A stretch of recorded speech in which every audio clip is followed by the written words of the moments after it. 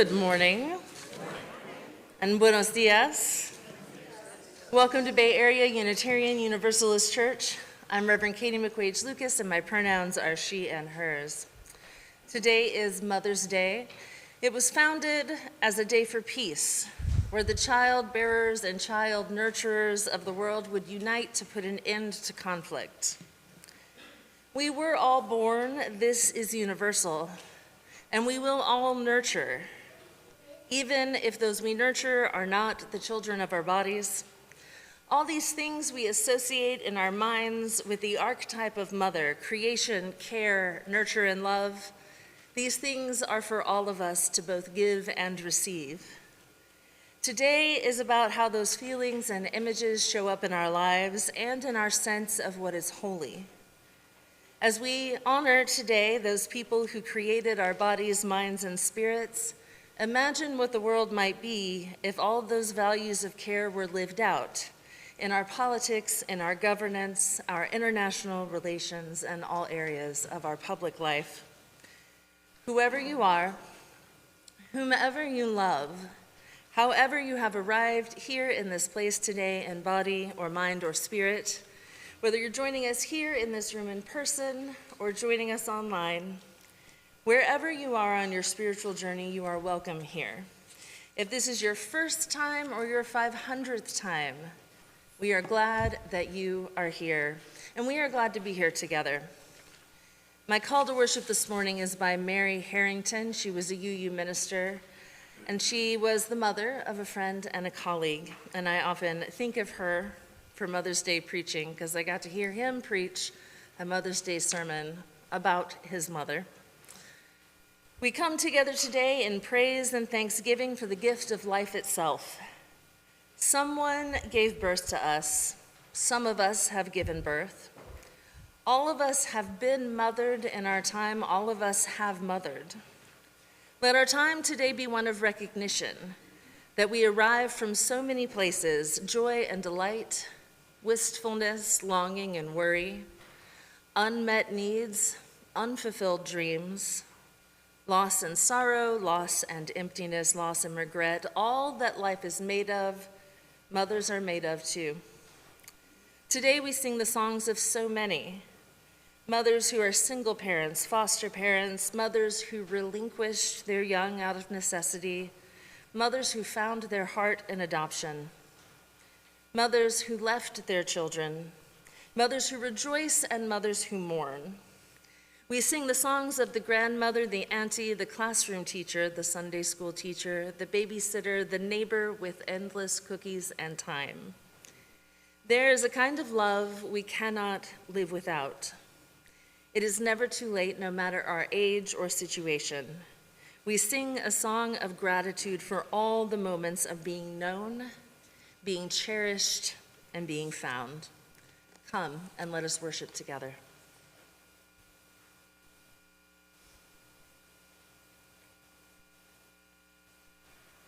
Good morning. I'm Jane Ebone, your worship associate, and today Barbara Bandon, all the way in the back, is going to light our chalice. Give her a moment to arrive.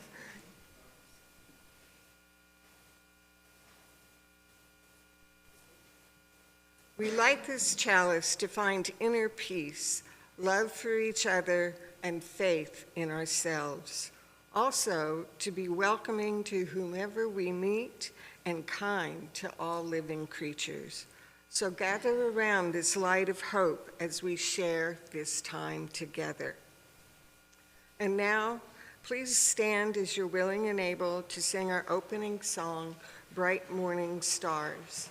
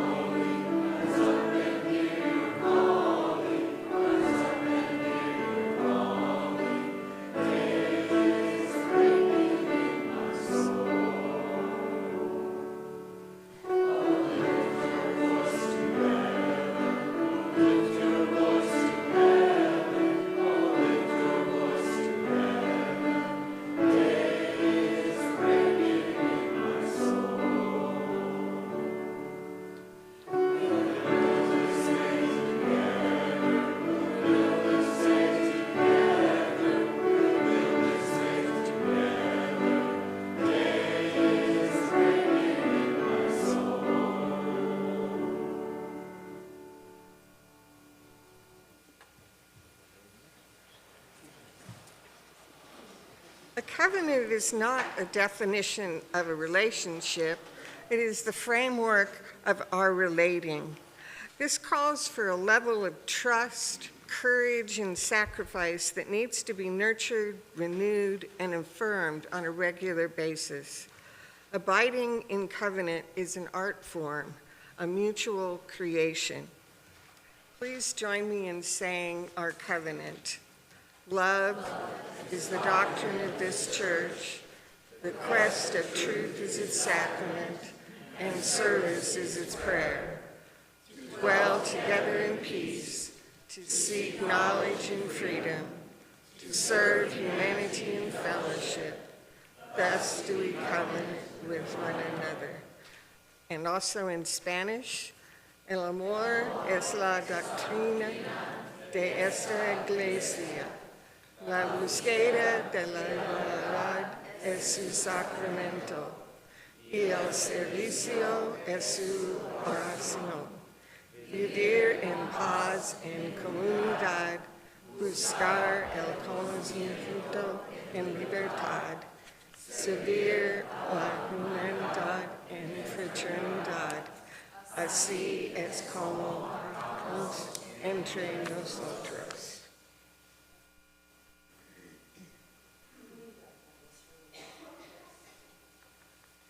As Jane lights our red candle of community, I'd like to begin this time with a meditation from Lisa Bovee-Kemper. In religious communities, we share our joys and our triumphs, our sorrows, and our broken places. In this circle of care, we make space for the complexity of life, the myriad experiences that bless and break our hearts. The truth of human experience dictates that on any given day, we each come to the table with our hearts in different places. It is especially so on this day. In this circle of care, we honor the truth that mothering is not and never will be quantified in one single descriptor. Mothering can be elusive or infuriating, fulfilling or confusing, commonplace or triumphant. It exists in the everyday. There is no human being that is not connected to or disconnected from a mother. And so, especially at this moment of our candle lighting, we honor the complexity of experience. Here in this space laid bare, honoring the truth in each of our hearts, there is room for all in this circle.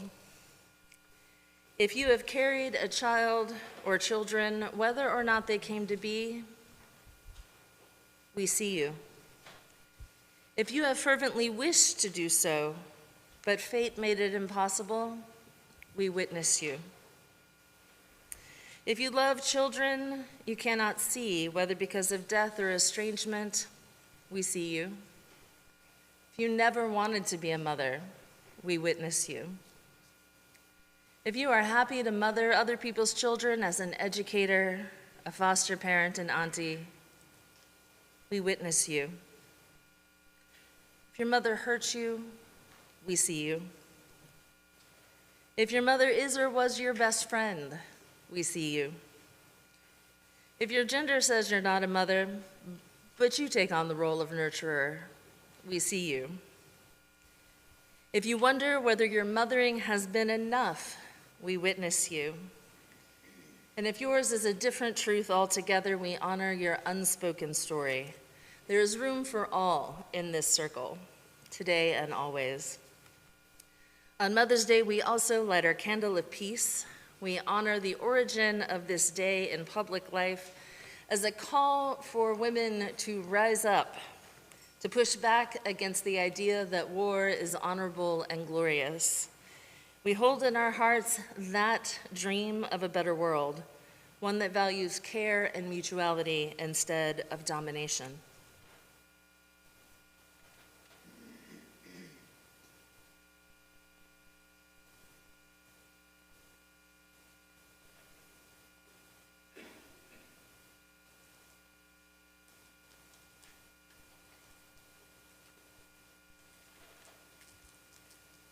Each week we bring all of our individual concerns to the sanctuary, all of the things that are on our hearts, our joys and our celebrations and our triumphs, and our worries and our fears and our sorrows.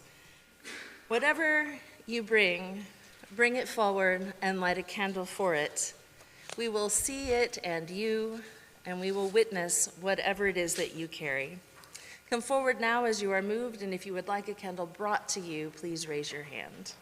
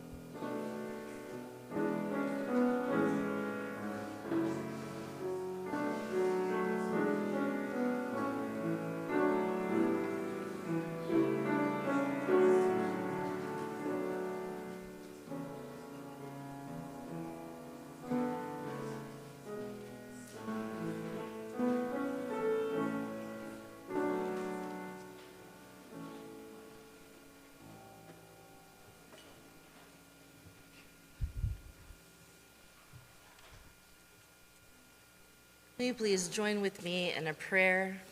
This prayer isn't mine, it's by Janet Bowering, but I found it beautiful. Blessed is the person who feeds and warms, washes and comforts a child and soothes them in illness, for they shall be called caregiver. Blessed is the person who gives shelter and food, clothing and toys, books and tools, for they shall be called provider. Blessed is the person who opens doors in the child's experience, who explains the puzzling and wonders at the mysterious, for they shall be called teacher. Blessed is the person who shields a child from that which would wither or warp, who protects a child, who guards against bullying and scorn, for they shall be called defender. Blessed is the person who takes the time to listen, who is there for a child in the darkness, who is aware of the fears, who speaks the words of encouragement, for they shall be called sustainer. Blessed is the person who guides a child in the search for beauty, who encourages them at what is daunting, who steadies them as they explore new experiences, who fires their aspirations and their dreams, for they shall be called inspirer. Blessed are all these persons who help bring a child along the many paths to maturity, for in them is the future well-being of humanity. Amen. So our prayer and song today, our meditation hymn, is one that I know that we have never sung before because I could find no evidence of it in any order of service or slide. But we will be brave and we will learn a new one because I thought it was a charming bridge to the next portion of our service. So maybe, John, if you could play the whole thing through once so people could catch the melody, that might be helpful. All right, it is number 51, Lady of the Season's Laughter.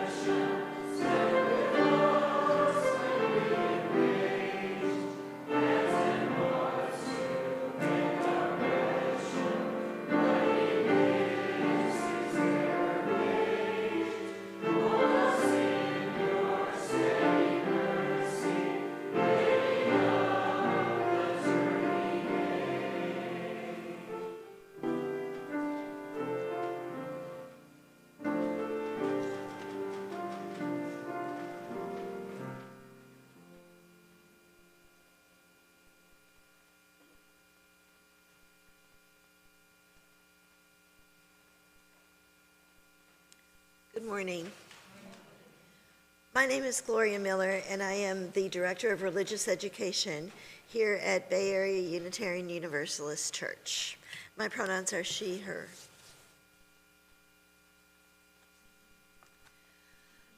Our time for all ages today is entitled Mother Mawu Wants Peace.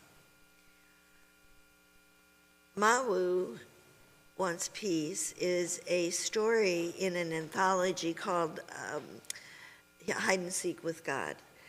And when Reverend Katie and I found the story, we were enchanted by it. We did some more research on Mawu, the deity, and found that there was quite a difference between the story that was in the anthology and the actual creation story. So I'm adding some factual stuff that we found when we did the research. The Fon religion encompasses the belief structure and religious practices of the Fon people of West Africa, and it bears many similarities to the more widespread Yoruba religion. Traditional Fon religion revolves around the worship of deities that are known as Vodun. And one of the most important is the creator, Mawu-Lisa. The dual nature of the god represents the balance between the opposing elements of the universe. Mawu is the female aspect of the deity, associated with motherhood, gentleness, forgiveness, and fertility. She represents the earth, the west, the moon, the night, and the star, and the rising sun. Lisa, the male aspect of the deity, is associated with strength, power, and virility, and he represents the sky, the east, the sun, the day, and the setting sun.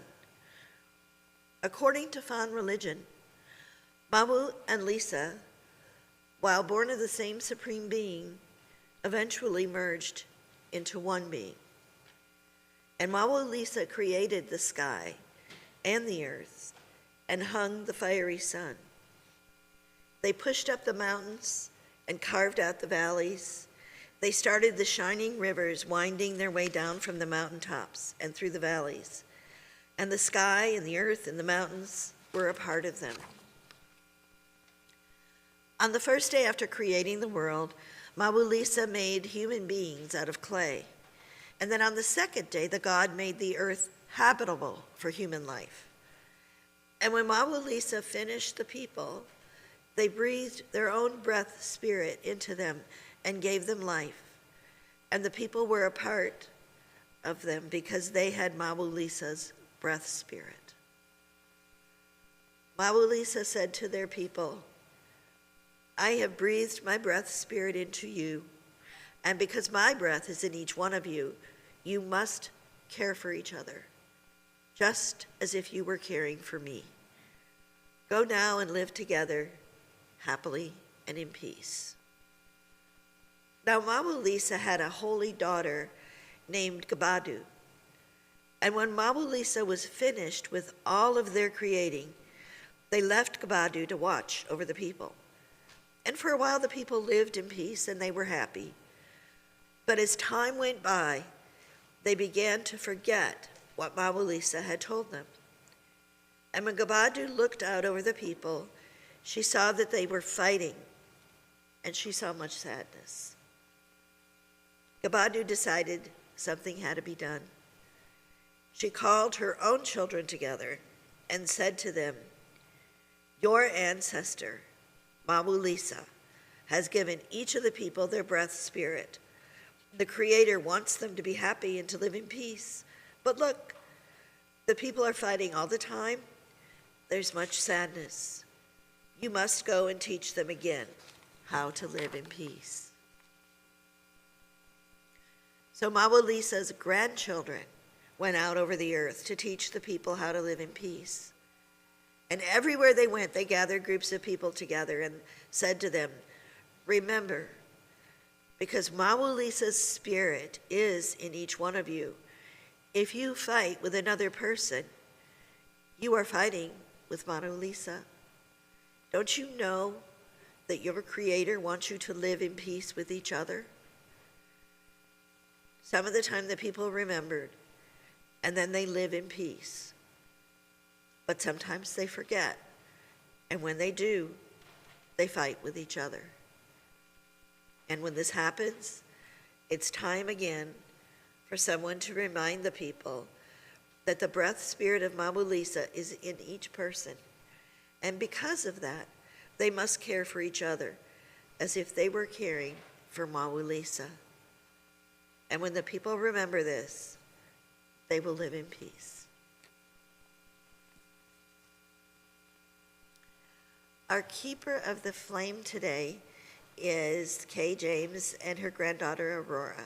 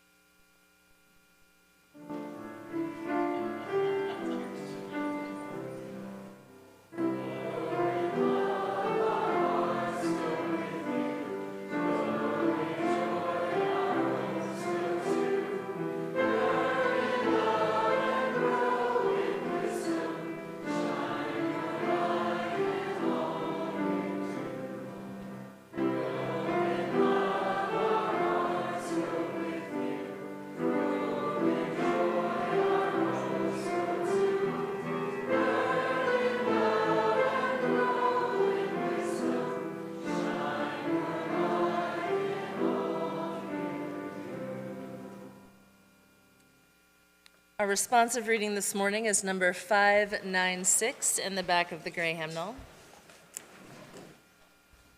It comes to us from the Buddhist tradition, number 596,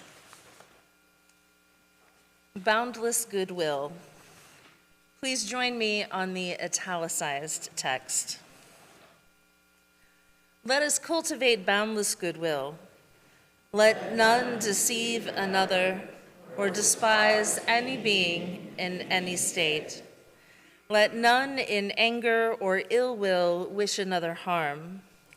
Even as a mother watches over her child, so with boundless mind should one cherish all living beings, radiating friendliness over the whole world, above, below, and all around, without limits.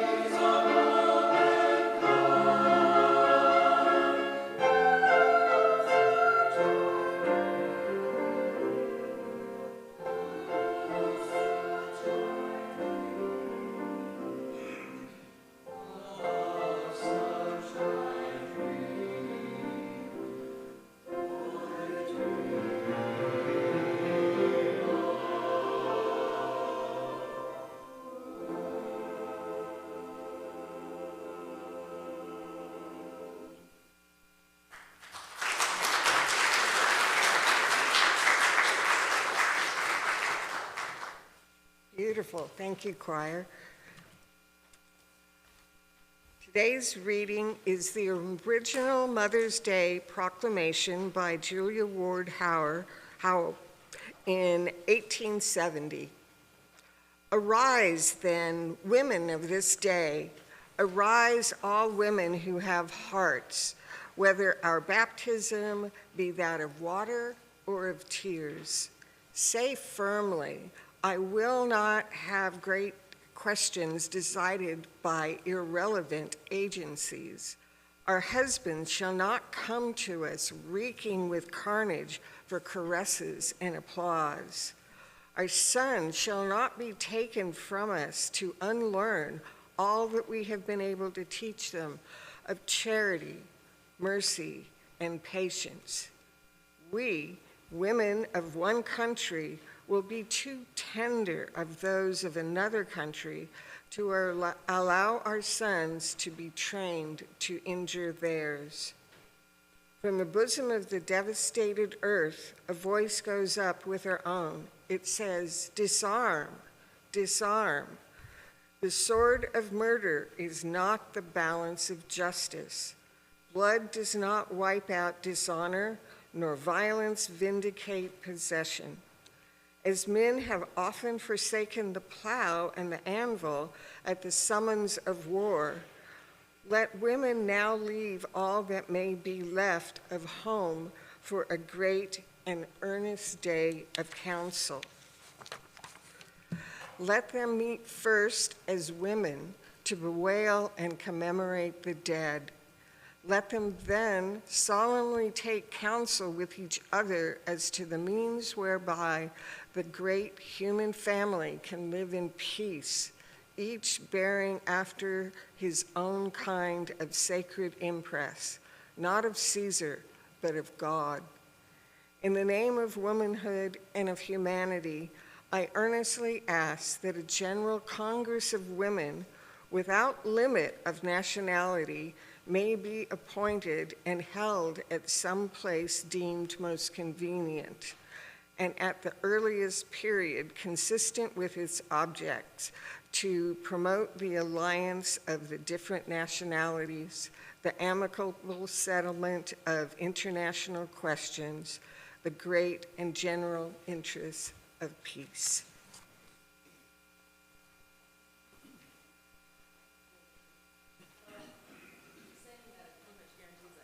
Oh.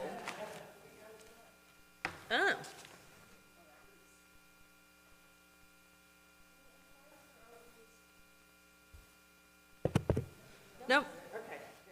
The plug doesn't look great, but as long as y'all can hear me, we're just going to keep going. So we have chosen an array of stories and readings and thoughts today to build that bridge back to the origins of Mother's Day. Yes, a day to appreciate one's mother, but also a day to think about what an ideal world would look like if those values were lived out. How would the world be different if we didn't divide the world up, if we did not bring violence to solve conflict? So I brought us a plethora of images of motherhood in a variety of shadings. And I really want to highlight the work of mothering as holy, the work itself of nurture, but also the work of looking for the holy in nurture. In the last century, there was a major move to expand all of our ideas of the sacred. Multiple faith traditions and religions had feminist theologians, and they were elevating stories and images that had been underrepresented in the general conversation in their faiths.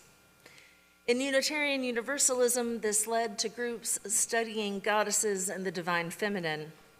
But this movement was not confined to Unitarian Universalism. There was a lot of cross-pollinations between traditions, people finding connections with each other. In 1977, the UUA General Assembly, that is the annual gathering of representatives from congregations across the country who get together to vote on things, and if you want to be a delegate, let me know. In 1977, they unanimously passed the Women and Religion Resolution. And it called upon you as individuals and on our institutions to evaluate assumptions and language and reorient our practices in governance and our spirituality. This moment led to retreats and books and curricula, more female, and yes, ultimately also more non-binary ministers. And the rise of ritual and public worship comes from this moment. Joys and sorrows, our lighting of candles comes out of this time period, as does the water communion. Our principles and purposes were rewritten because before it was all men and brotherhood all the way down. And we've recently revised them to expand it beyond men and women to language of people and persons. We're a people of constant revision and transformation. Those of you who have been around for a while may recall some of the fruits of that labor quite intimately, because I know that Dr. Shirley Ann Rank was a minister here for a time, and I imagine she brought her work with her. She's the one who developed Cakes for the Queen of Heaven, a curriculum that looks at the divine feminine in various traditions and cultures. And that curriculum was life-changing for Unitarian Universalists. Many of the groups that studied it back in the 80s are still meeting today as goddess groups or as women's spirituality groups or as simply informal groups of friends. That curriculum supported the formation of new chapters of Covenant of Unitarian Universalist Pagans. That curriculum empowered lay people to bring ritual and stories to the whole congregation to enrich our Sunday morning experiences. People who talk about what those experiences meant to them say that it opened them to ideas they'd never had before. It gave them joy and new direction, and it inspired women in particular to pursue ministry. See, I leave mine in my office because I know I would be that person. I know that would be me.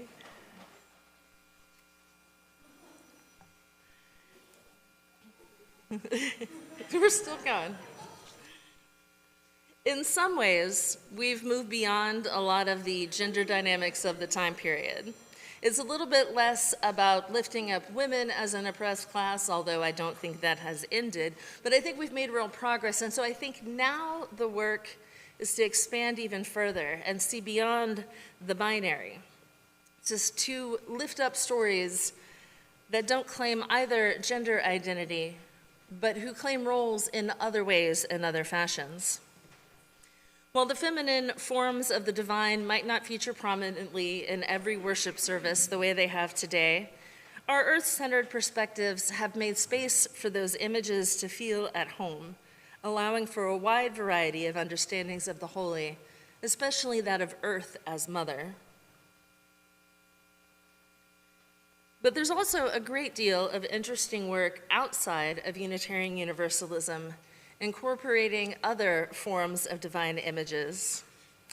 One of my favorite seminary classes included the work of Julian of Norwich, and I know some of you have heard me talk about this because I talk about it a lot. It lives in my mind. Julian was a 14th century mystic. She's on the cover of your order of service today with her beloved feline companion. Excuse me. Yeah. Her book, Revelations of Divine Love, is the earliest work in English by a woman, and it is the only surviving work by an anchoress. An anchorite, or an anchoress in the feminine term, is someone who withdraws from secular life to focus intensely on prayer and mysticism.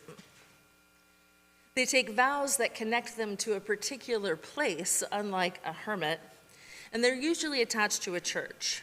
They're not part of an organization necessarily, the way a monk or a nun might be, but it is similar to being a monastic. They lived in small cells built onto the walls of the village church.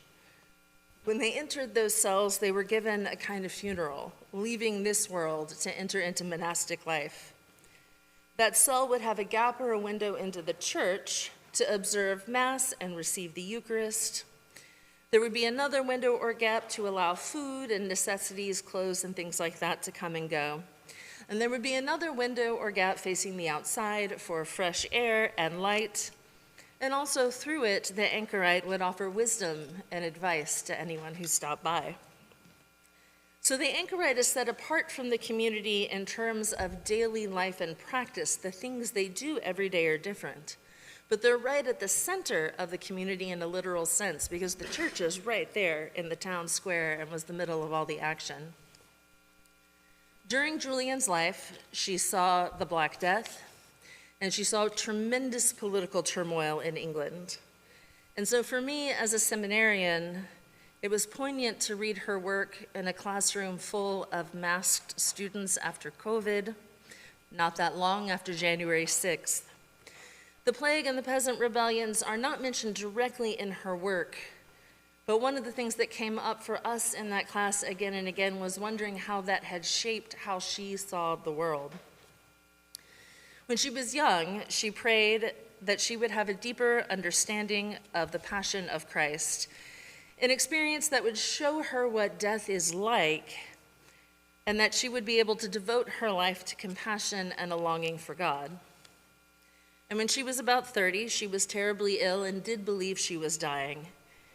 In her illness, she had a series of visions of the Passion and something that might be called a near-death experience. She did even receive last rites, but she emerged from that illness with all that she had prayed for in her youth, an understanding of the Passion and insight. During the visions, there's a moment where she wonders why there must be sin in the world if God is so wise and so powerful. And Jesus responds to her saying, "It was necessary that there should be sin, but all shall be well, and all shall be well, and all manners of things shall be well." And she writes, "These words were said most tenderly, showing no manner of blame to me or to any who shall be saved." And she goes on from that point to describe Jesus as a mother. The mother gives her child milk. Our precious mother Jesus feeds us with himself most courteously and tenderly with the Blessed Sacrament. The mother can lay her child tenderly to her breast, but our tender mother Jesus leads us easily into his sweet blessed breast through his sweet open side and shows us the joys of heaven. This fair, lovely word mother is so sweet and so kind, it cannot truly be said of anyone or to anyone except he who is the mother of life and all things. To the property of motherhood belong nature, love, wisdom, and knowledge, and this is God. I'm absolutely fascinated by this image of Mother Jesus, and it turns out, I didn't know this, not being raised Christian and not having much background in this, but that isn't actually that unusual in the time period. Medieval iconography associates Jesus with the pelican because medieval people believed the pelican fed its young from its breast when times were hard. The fathers in the very early church, like the very first couple of centuries after Christ, more than once described Jesus as offering himself to us as milk nourished from the breast of his flesh. In the 4th century, John Chrysostom wrote, "Just as a woman nurtures her offspring with her blood and milk, so Christ continually nurtures those whom he has begotten." St. Anselm prayed to Christ, "Mother, who gathers under your wings your little ones." And in that image, Anselm is reaching back to the Psalms, which often described God as covering with wings for shelter. Given that God in the Hebrew language is not inherently masculine, I wonder what images the ancient Israelites would have had in their minds. God is often described as an eagle, but something about God brooding over the waters in Genesis also makes me think of hens and other birds sitting on their nests. So to describe her radical vision of love and acceptance and care, Julian quite naturally reaches for what was actually a very common metaphor, Christ as mother. In this time when Christian nationalists increasingly talk about a very macho version of Jesus, this version intrigues me with its queerness. Pronouns in all these writings are used with no regard for consistency. Mother Jesus is tender and loving.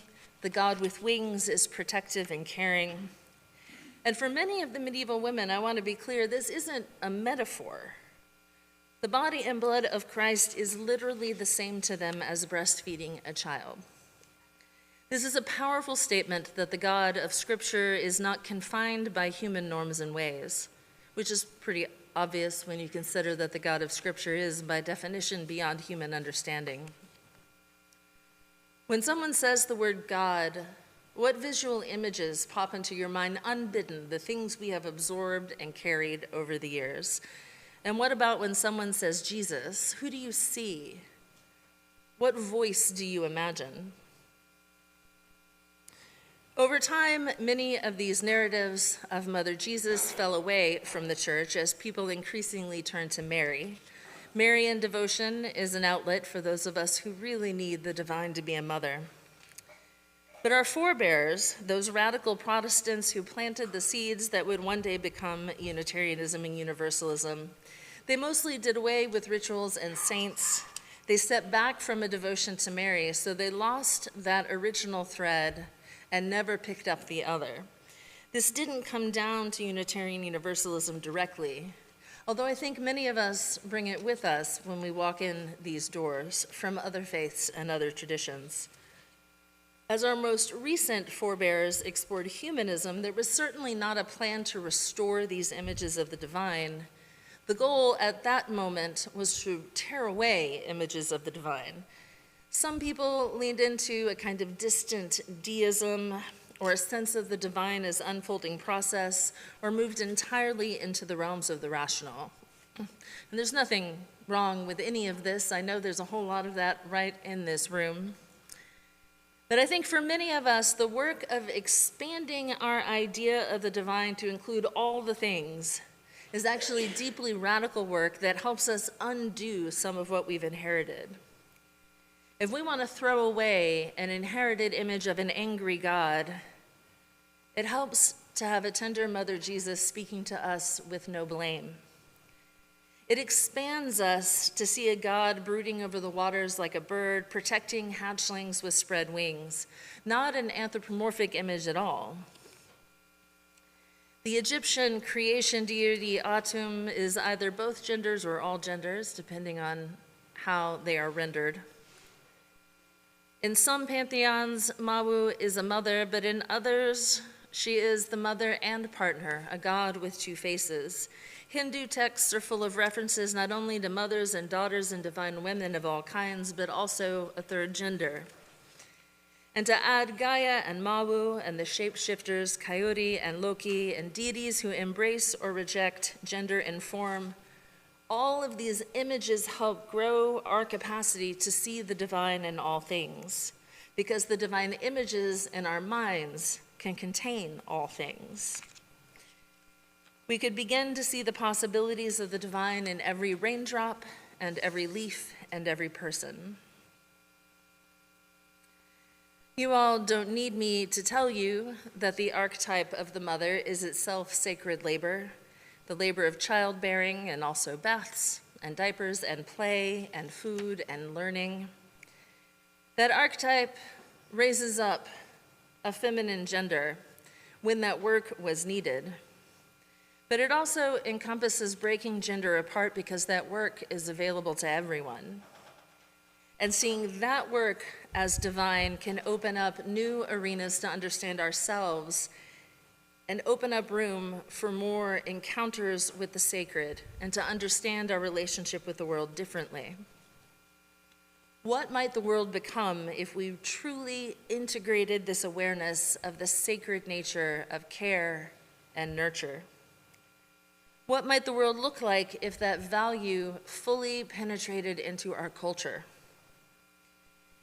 It's a root reason to see the inherent worth and dignity of every person, and it's a result of seeing the inherent worth and dignity of every person. It's self-reinforcing and life-changing.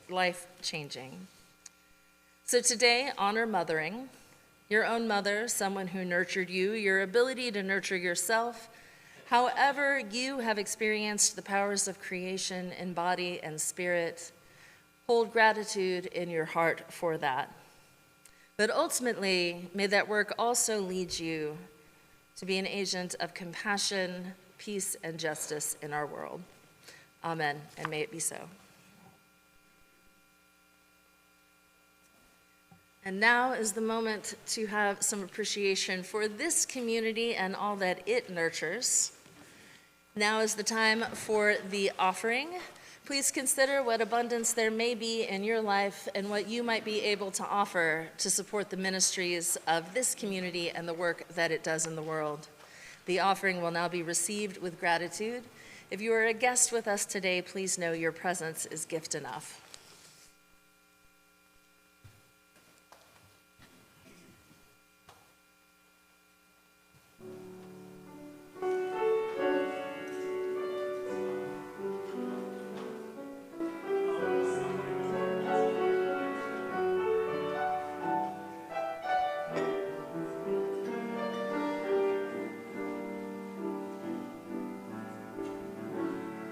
Cannot know the story.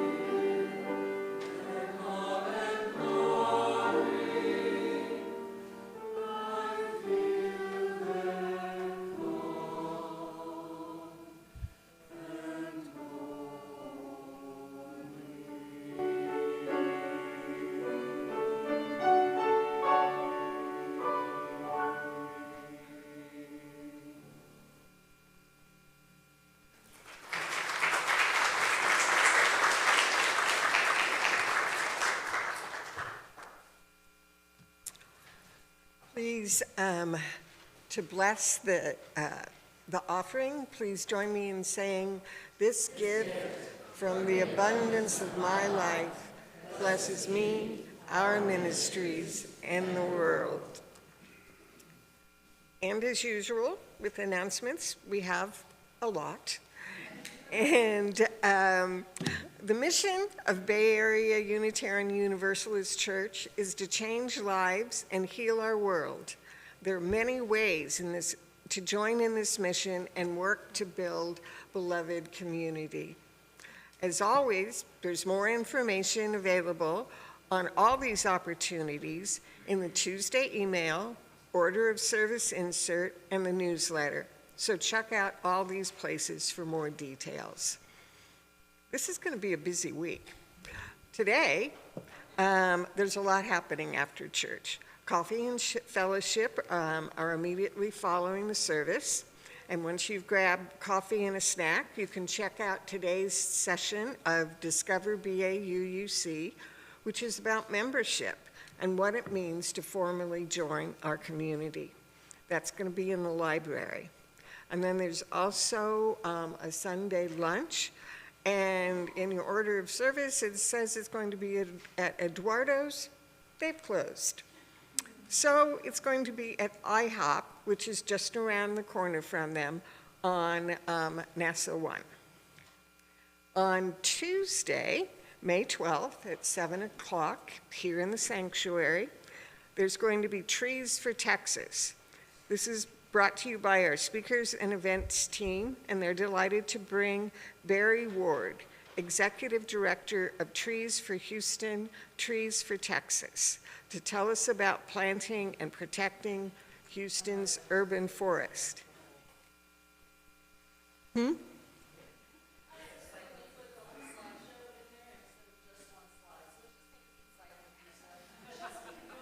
Okay. All right, I wasn't looking up, so I didn't know. On Wednesday, there is a training for REACH through the Vote. REACH is an organizing app that combines digital organizing, community canvassing, voter registration, relational organizing, and more. The training will teach how to use the app and also empower us to host trainings of our own, growing our capacity to cause some good trouble. On Friday, May 15th, is the grand opening and reception for our May art show, A Triple Threat, featuring... What? What? Treat?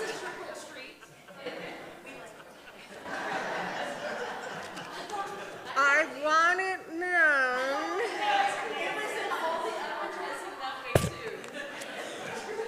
I wondered about that. Okay. All right. Sorry, Cheryl and Cecilia. Anyway, A Triple Treat will be featuring art by Cheryl Henry, Marlis Dennison, and Cecilia Fryer. You'll be able to enjoy the art in Cockrell Hall for some time to come, but you are especially invited to come to the opening reception from 6 to 8 this Friday in Cockrell Hall, and there will be cake. On Saturday, May 16th, is NAMI Walks, benefiting the work of the National Alliance on Mental Illness. You can walk...